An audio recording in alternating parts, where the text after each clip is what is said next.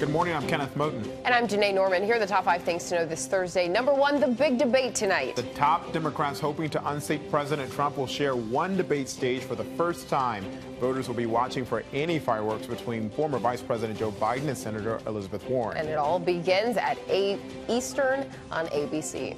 Number 2, President Trump is celebrating a new ruling from the Supreme Court that upholds his migrant asylum policy, at least for now. The ruling will allow the government to prevent virtually all Central Americans from seeking asylum in the U.S. The policy forces migrants who have to pass through another country before reaching the U.S. to seek asylum in that country first. The Supreme Court decision is only temporary while an appeal moves forward. On to number 3, the NCAA is urging California's governor not to sign a bill that would allow college athletes in the state to make money from endorsements. State lawmakers have now passed the bill, but the NCAA claims it's unconstitutional, saying it would give schools in California an unfair recruiting advantage. Supporters of the bill, like LeBron James, are hoping it will lead to nationwide change. California's governor has 30 days to decide whether to sign the bill into law. Number 4 now, a scandal in horse racing. Last year's Triple Crown winner reportedly should have been disqualified. The New York Times reports the horse Justify failed drug tests weeks before the Kentucky Derby, the first race in the Triple Crown.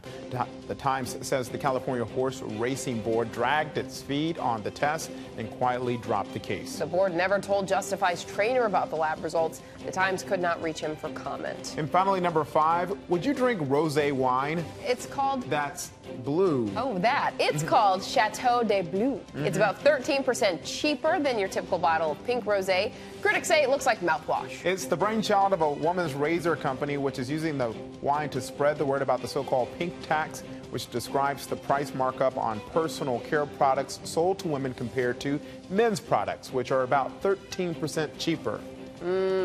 Yep.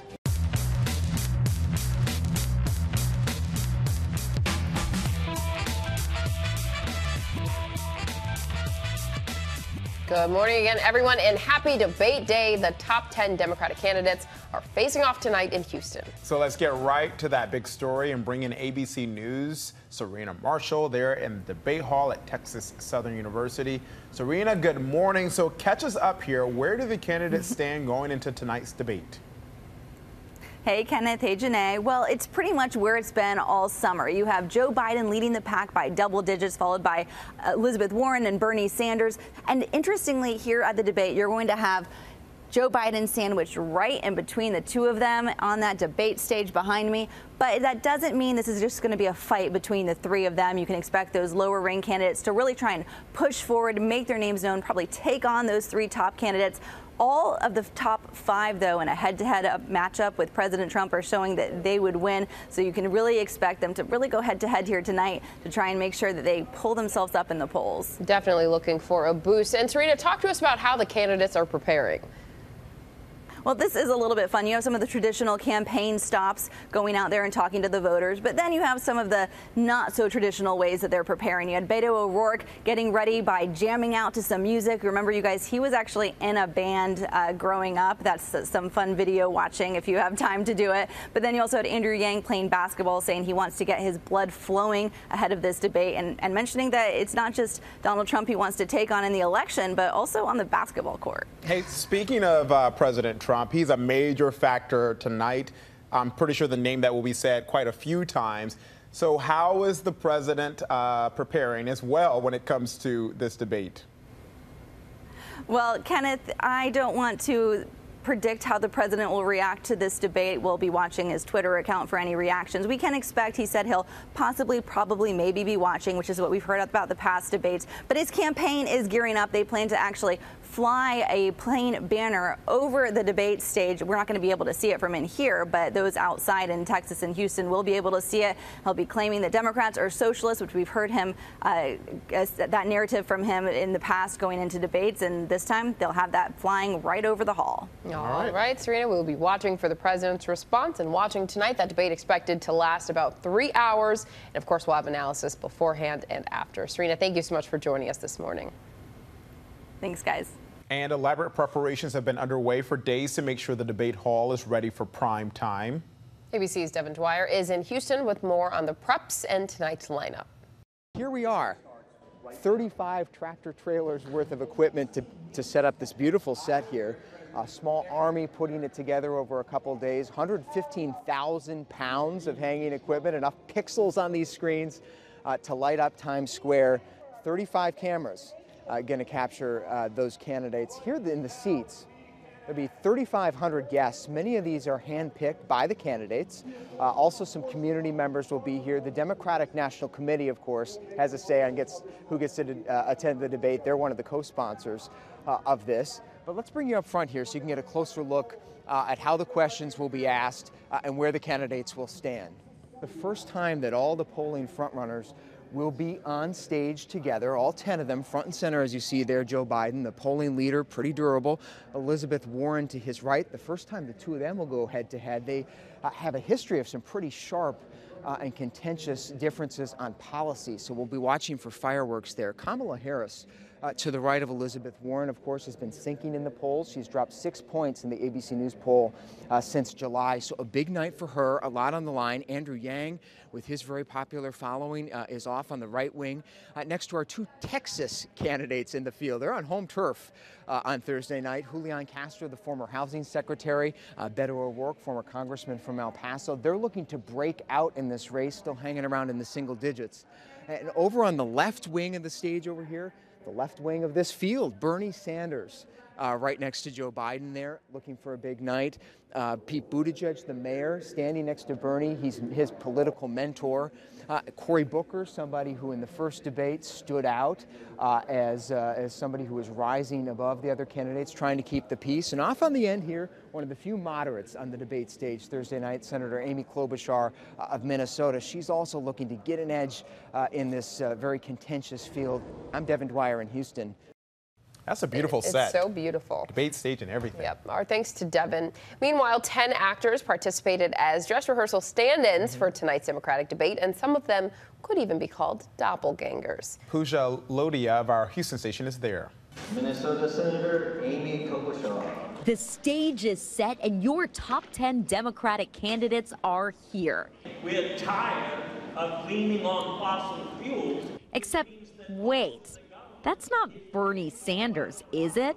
And I have never seen Julian Castro in a tracksuit. I got a kick out of it, but I didn't realize everybody else was going to get a kick out of it. ABC News hired these local actors so producers could plan lighting and blocking techniques. We've got Senator Bernie Sanders, Senator Elizabeth Warren, former Representative Beto O'Rourke, businessman Andrew Yang, former Vice President Joe Biden, Senator Kamala Harris, Mayor Pete Buttigieg, Senator Amy Klobuchar, former Secretary of Housing and Urban Development Julian Castro, and Senator Cory Booker. I saw the casting notice like everyone else. It said all ages, all ethnicities, and just replied. The actors didn't know what they were applying for when they first sent in headshots. I guess it was just good looks and crazy talk. It's been strange because a lot of it is improv work. So, you know, they're asking us to debate and they'll just shoot us some questions that are serious to actual issues in America, to, you know, like, what's your favorite color? What's your favorite restaurant? The other day we were told we were being too funny to just kind of tone it down a little. We were having so much fun coming up with wild, random things to talk about. So you don't actually have to do the accent. You don't have to talk like him, but you choose to. Actually, I didn't know I could until they gave me this job, and I said, let's try to be real if we can. Sometimes casting just gets it right. How much fun are you having? Oh, more than average. Hi. Everybody out there who's seen me in my other faces, hi. Our thanks to KTRK TV's Pooja Lodia. And be sure to catch the big 2020 Democratic candidates debate tonight, starting at 8 p.m. Eastern, here on ABC News Live. And some other stories we're watching this morning. President Trump's push to make good on his campaign promise to build a wall is starting to take shape in Yuma, Arizona. A construction crew is putting up 30-foot-tall sections of fencing along a 5-mile stretch of the southern border. The president said he plans to build up to 500 miles of fencing by the end of next year, but critics say that goal is unrealistic. The Chinese woman who was accused of illegally entering Mar-a-Lago has been convicted on federal charges. A jury found Eugene Shang guilty of trespassing at President Trump's Florida resort and lying to federal agents. The 33-year-old businesswoman refused the help of a public defender and represented herself. She faces up to 6 years in prison when she is sentenced in November. We turn now to the Trump administration moving to ban some flavored e-cigarettes. It comes amid growing concern about vaping-related lung illnesses. But critics call the proposed ban a knee-jerk reaction. This morning, a possible nationwide ban on some e-cigarettes. The federal government says it's finalizing plans to remove e-cigarette products from the market that have fruit and candy flavors. Vaping has become a very big business. With the First Lady at his side, President Trump shared a personal reason for considering the ban, saying electronic cigarettes pose a risk to children the same age as their son, Barron. We can't allow people to get sick, and we can't have our youth be so affected. And I'm hearing it, and that's how the First Lady got involved. New data shows more than a quarter of high school students are current e-cigarette users, and the overwhelming majority use fruit and menthol or mint flavors. The CDC is investigating more than 450 cases of lung-related illnesses believed to be linked to e-cigarettes or vaping.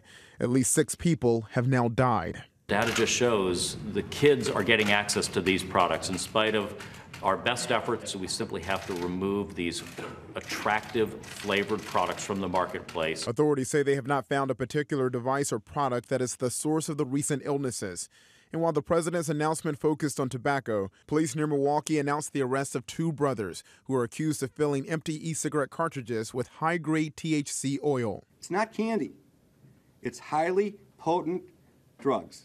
Investigators say they found mason jars full of marijuana oil in the brothers' home, along with 31,000 THC-filled cartridges. The brothers would allegedly sell them for about $22 in packages labeled Sour Patch or other fruit flavors. This is packaging that I've seen in stores and other stores across the nation. But the American Vaping Association is fighting back, saying a ban on flavored e-cigarettes will do nothing to stop drug dealers from selling contaminated cartridges. E-cigarette company Juul says it will comply with any new policy. The FDA recently warned the company to stop claiming its products are safer than regular cigarettes. Well, officials in the Bahamas say 2,500 people are missing in the wake of Hurricane Dorian. The Prime Minister addressed his people last night, saying he expects the death toll of 50 to significantly increase. The names of the missing are being cross-checked with lists of those who evacuated or went to shelters. The Prime Minister also said a future day of mourning will be scheduled in tribute to the victims. The Publix supermarket chain is the latest retailer to ask customers to keep all guns concealed in states that allow open carry in the wake of the mass shootings in El Paso and Dayton. The company said it's respectfully requesting that only law enforcement officials openly carry firearms in its stores. Publix joins Walmart, CVS, and several other retailers that made similar announcements last week. The maker of OxyContin has an agreement to settle thousands of lawsuits over opioid addiction. Purdue Pharma and its owners, the Sackler family, reportedly agreed to pay more money than the company had offered before. But the deal includes less than half the states. Purdue says it will continue to work with all the plaintiffs to reach a comprehensive settlement. Sacramento area health officials are warning about using face creams imported from other countries. A woman who used a jar from Mexico is now in a semi-comatose state. Officials say the methyl mercury in the anti-wrinkle cream was added by a third party, not the manufacturer. The victim reportedly obtained the jar through an informal network. And scientists say there appears to be another Earth-like planet outside our solar system. Researchers in London say the so-called super Earth has water as well as an atmosphere and temperature suitable for humans. Astronomers say they can't actually see the planet, which makes sense because it is 110 light years away. You know what that makes me think of? What? Hello. Hello. What is that It's from? Zoolander. Hello. They're up there. All right. Coming up, the alleged mix-up at a fertility clinic. What a judge is now ordering after a couple said the wrong sperm was used to conceive their baby. But first, the royal scandal. Yes, scandal that is protocol sticklers clutching their pearls over Prince Harry. After this.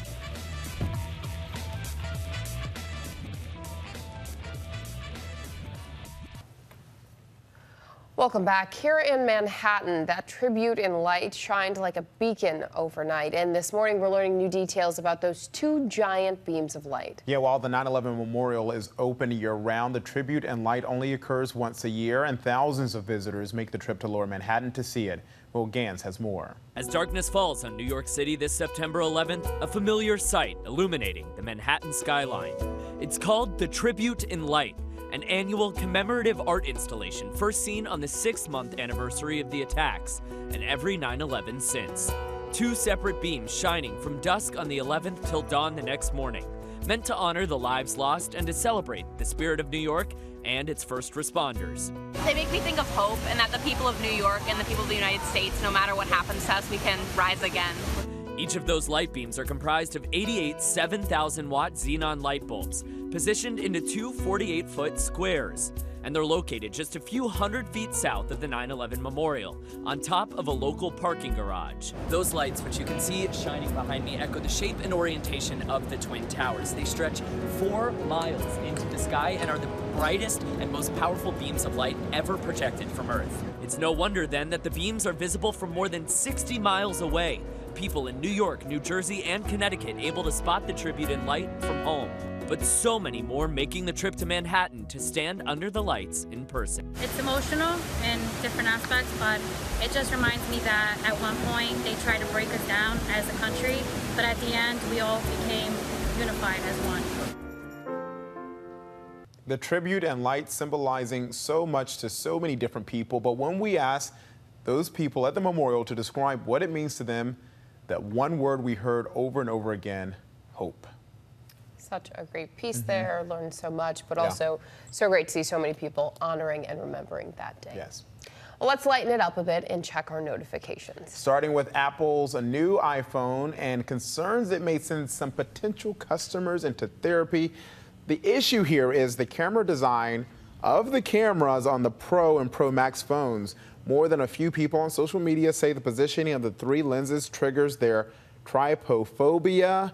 That's a fear of clusters of small holes. One expert says the images remind sufferers of visual characteristics of dangerous organisms such as poisonous animals. And I say they've got a point. Yeah, it's a little creepy, I thought, when I saw it. And so I don't have this phobia, I don't think, but I think they've got a point there. I feel you.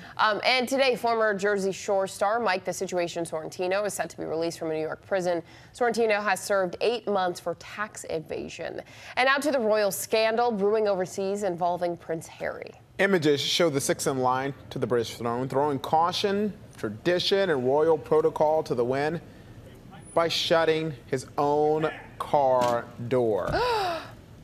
It happened as Harry arrived at the 5th anniversary of the Invictus Games in London. You see right there, reaching out with a bare hand, no glove or anything, grasping that door, giving it a royal shove. Yeah, the move comes exactly 12 months after his wife did the very same thing. And we think it's a conspiracy because... he did it on purpose. Yeah, because it was like solidarity with my woman. She's like, I got you, boo. They're standing together. I got you, boo. You go, Duke and Duchess of Sussex. All right, next to a different kind of royalty, King James.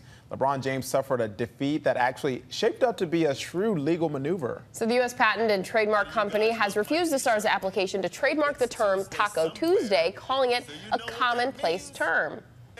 Sounds like a defeat. I just had to hear him say that.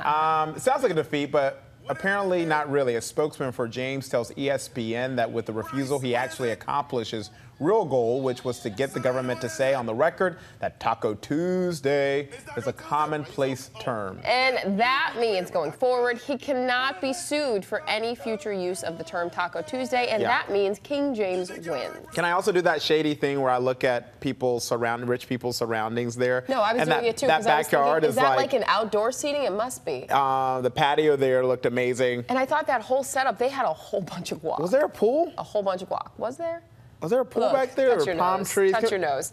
And Madonna is banning cell phones from her concerts. Any fans attending her concerts will now be required to put their phones inside pouches before the show. And smartwatches will also be banned. When they put them in those pouches, they'll get those back after the show. So people who need to make a call or send a text during the show will have to go to designated phone use areas. So far, there's been mixed reaction online because if you spend all that money, you want the memories, right? She want to take it back to the old days for when she first started. They had payphones. So they had payphones in the concert halls, the arenas. Right, and that brings us to our question of the day. What do you think about this? Yeah. Would you still go to concerts if you can't bring your phone?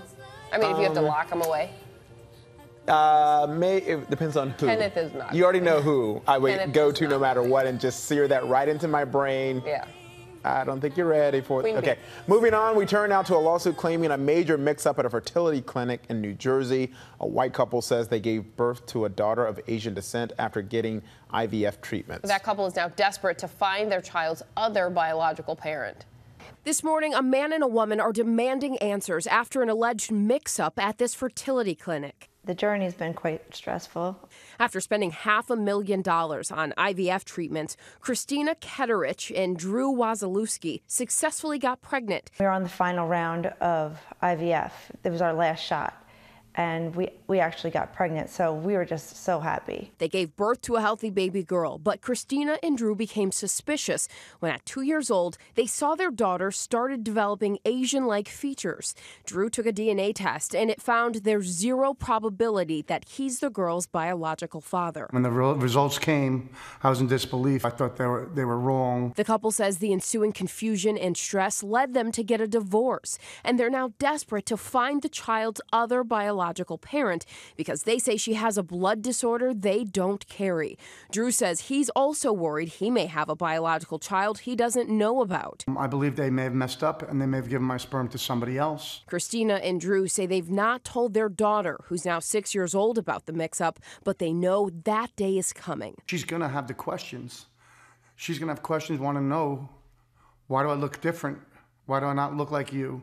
Why do I look different from my brother? And I have to answer these questions. We have to answer these questions. A judge has now ordered the clinic to turn over a list of sperm donors from around the time the couple sought treatment.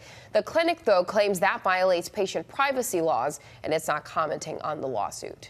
Well, coming up, we'll have a look at everything going on in the day ahead. And stay tuned for a bizarre coincidence playing out at the New York Mets game on the anniversary of September 11th. After this.